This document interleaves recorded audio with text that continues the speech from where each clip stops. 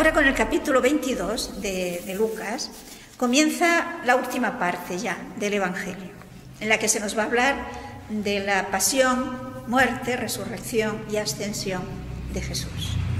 Es el misterio pascual que celebramos nosotros en Semana Santa. Podemos comenzar leyendo los versículos 1 y 2. Estaba cerca la fiesta de los panes sin levadura, que se llama la Pascua. Y los principales sacerdotes y los escribas buscaban cómo matarle, porque temían al pueblo.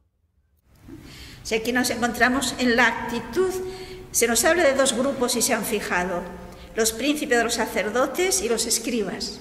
Eran los miembros más influyentes en el Sanedrín. Recuerden que el Sanedrín estaba formado por los príncipes de los sacerdotes, los escribas y los ancianos. Pero los príncipes de los sacerdotes y los escribas eran los más agresivos ante Jesús, pero además también los más influyentes en el Sanedrín. El Sanedrín era el tribunal supremo que tenían los israelitas, ¿no?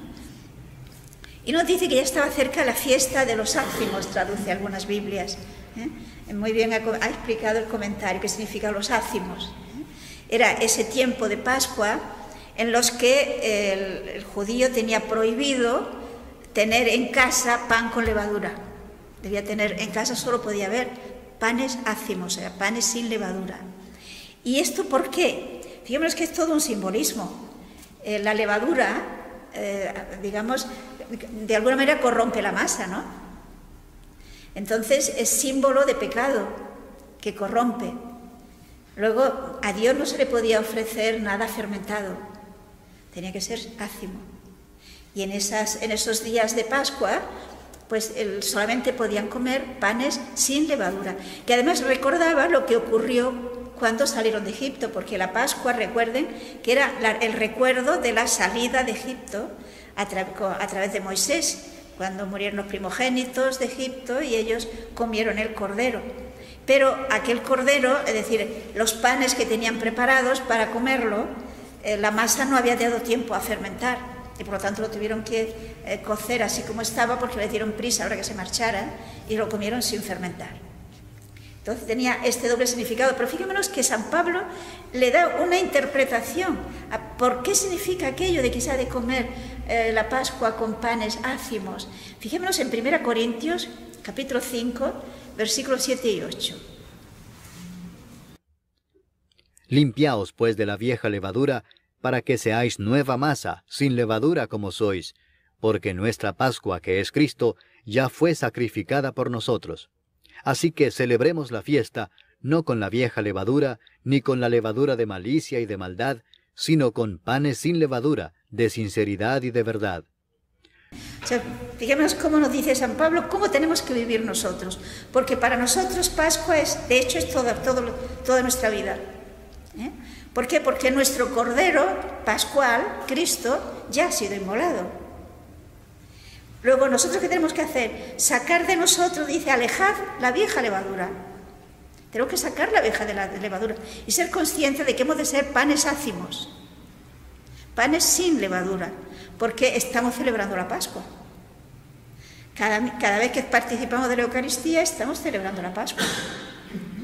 De hecho, una vez al año, el día de Pascua, ¿no? Recordamos pues, el hecho mismo de la muerte y resurrección de una manera solemne, etc., ¿no? Y habiendo sido preparado con la Cuaresma y todo lo demás. Pero en realidad el cristiano está celebrando la Pascua siempre.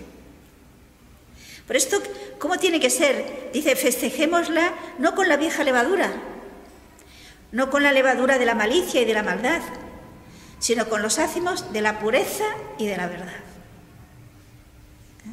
Bueno, pues esto es lo que San Pablo ve que estaba simbolizando el hecho de que los judíos en la Pascua, en los días de la fiesta de la Pascua, que duraba durante 8 días, pues no tenían en la casa panes con levadura, sino sin levadura.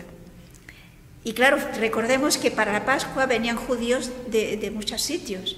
Era una de las fiestas a las que el judío creyente debía ir a Jerusalén, porque no olvidemos que era el único sitio donde había el templo para ofrecer sacrificios a Dios. En todo el mundo no existía más templo que ese, dedicado a Dios. Entonces venían de muchas partes, en muchos lugares venían a Jerusalén. Y claro, los escribas, nos dice aquí, los sumos sacerdotes y los escribas, quieren acabar con Jesús, pero tienen miedo, porque ven cómo la gente madruga y está entusiasmada por escuchar a Jesús.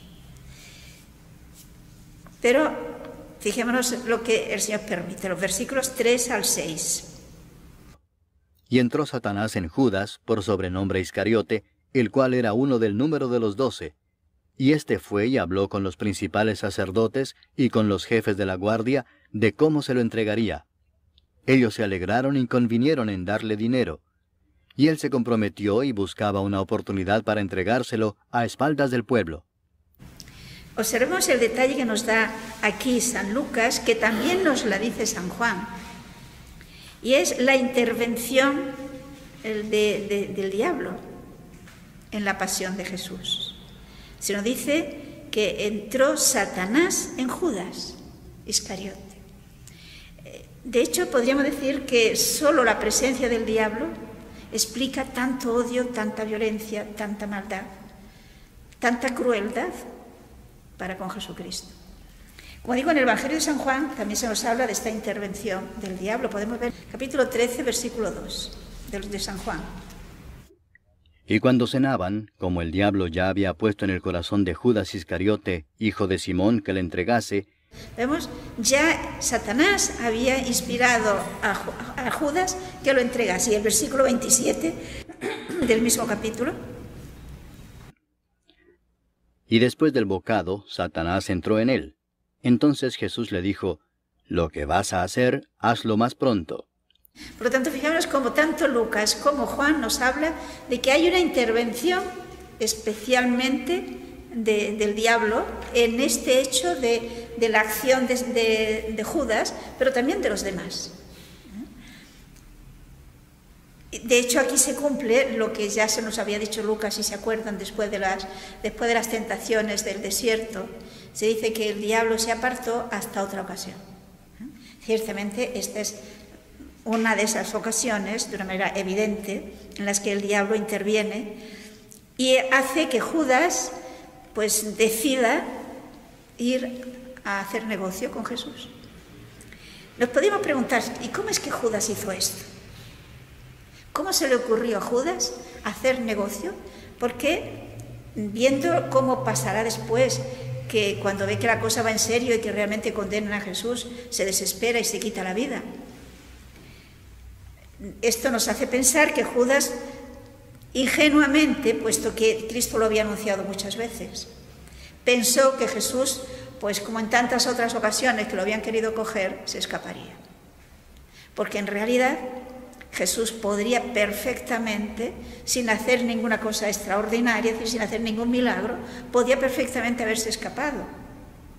Porque pensemos que cuando Jesús está en el huerto de los olivos y vienen desde la ciudad a buscar a Jesús con antorchas y palos, Jesús desde donde estaba los vio venir, lejos.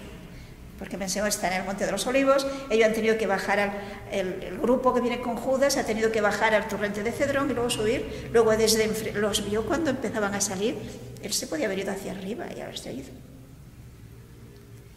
Pero Jesús acepta la voluntad de Dios y por lo tanto es él libremente que se entrega. Pero ¿por qué Judas tiene esa reacción y luego se desespera? Repito, seguramente quiso escapar, pensó que Jesús se le escaparía. Pero podríamos pensar que esta reacción de Judas de decidirse a vender al Señor es una reacción como consecuencia de lo que ocurrió en Betania. No sé si se acuerdan o tendríamos que leerlos. Recuerden que a raíz de la resurrección de Lázaro dieron un banquete en casa de unos amigos y María, la hermana de Lázaro, derramó un frasco de alabastro de un perfume muy caro, y con ello ungió al Señor, en fin, toda aquella ceremonia, ¿no?, que María Magdalena derrocha con generosidad y con su amor al Señor. Y si se acuerdan, ¿cuál fue la reacción de Judas? Nos cuenta el relato, el Evangelio, que Judas pensó, ¿por qué no se ha vendido y se lo habríamos dado a los pobres? Y San Juan dice que no es que le interesaban los pobres, es que era ladrón y sacaba de la bolsa. Pero Jesús defendió el acto de la mujer, ¿se acuerdan? ¿No? Creo que no hará falta leerlo. Es muy posible, por lo tanto, que Judas se sintió humillado y pensó, pues, ahora es la mía. Entonces, se ofrece libremente, sabe que los sacerdotes y los escribas quieren matar a Jesús y no saben cómo hacerlo, y él se ofrece para facilitárselo, a cambio de dinero, claro. Y por lo tanto se compromete, se pone de acuerdo con ellos para buscar una ocasión que sin ruido pues puedan cogerlo y puedan acabar con la vida de Jesús. Lógicamente, esto explica que a continuación se nos va a narrar que llega el momento de preparar la última cena. Y Jesús no da detalles de dónde será la última cena. Nos da tiempo de leer unos versículos. Fijémonos, versículos 7 al 13. Llegó el día de los panes sin levadura, en el cual era necesario sacrificar el cordero de la Pascua. Y Jesús envió a Pedro y a Juan, diciendo, «Id, preparadnos la Pascua para que la comamos». Ellos le dijeron, «¿Dónde quieres que la preparemos?» Él les dijo, «He aquí, al entrar en la ciudad, os saldrá al encuentro un hombre que lleva un cántaro de agua. Seguidle hasta la casa donde entrare, y decid al padre de familia de esa casa, el maestro te dice, ¿dónde está el aposento donde he de comer la Pascua con mis discípulos? Entonces él os mostrará un gran aposento alto ya dispuesto. Preparad allí». Fueron pues y hallaron como les había dicho, y prepararon la Pascua. O sea, como vemos, por lo tanto, como que era la víspera de la fiesta de la Pascua, había que prepararla, porque la celebración de la Pascua pues era toda una ceremonia muy importante.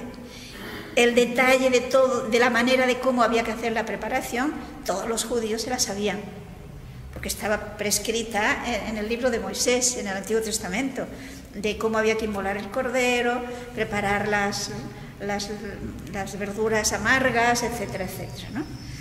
Y cómo debía estar acondicionada la sala para poder celebrar esta fiesta. Por lo tanto, los apóstoles no le preguntan ¿qué quieres que hagamos? ¿Cómo lo tenemos que hacer? No, porque eso ya lo sabían. Solo necesitan saber dónde quieres que lo hagamos. Pero claro, allí estaba Judas. Por lo tanto, no dice en la calle tal, a casa de fulanito de tal, no. Sino, id a la ciudad, encontraréis a un hombre que lleva un cántaro, seguidle y decirle al dueño de aquella casa dónde está la sala donde quieres que preparemos el banquete. Por lo tanto, queda en una incógnita. Judas no puede saber dónde será la última cena. De esta manera podrá celebrar la cena en paz, tranquilo, de que no pasará nada raro. Y efectivamente, se lo dice que los apóstoles fueron y encontraron las cosas tal como se le había dicho Jesús. Y por consiguiente, en aquella sala, que seguramente sería de una persona muy conocida del Señor, como es lógico, y de una persona, no olvidemos que como que para esa fiesta venía gente de muchos sitios, pues los habitantes de Jerusalén preparaban espacios donde la gente que viene pudieran celebrar la Pascua. Entonces no es nada extraño, les encuentran, pues le van a ofrecer una sala aderezada con los elementos de decoración, etcétera, para vivir bien la Pascua. Sin duda, los apóstoles pensarían que era una Pascua más, porque no era la primera que celebraban, aunque Lucas no nos habla de Pascuas anteriores que celebraron, pero sin duda, porque sabemos por San Juan que fue en más de otra ocasión para celebrar la Pascua a Jerusalén, que habían hecho la misma ceremonia. Sin embargo, para Jesús, él sabe perfectamente que no será igual que las demás, es distinta, porque será cuando Jesús hará el gesto más grande de amor que ha hecho. Dirá San Juan que habiendo amado a los suyos, los amó hasta el extremo. Y será cuando instituye el sacramento de la Eucaristía y cuando instituye el sacramento del orden. Pero bueno, esto ya lo vamos a dejar para la próxima.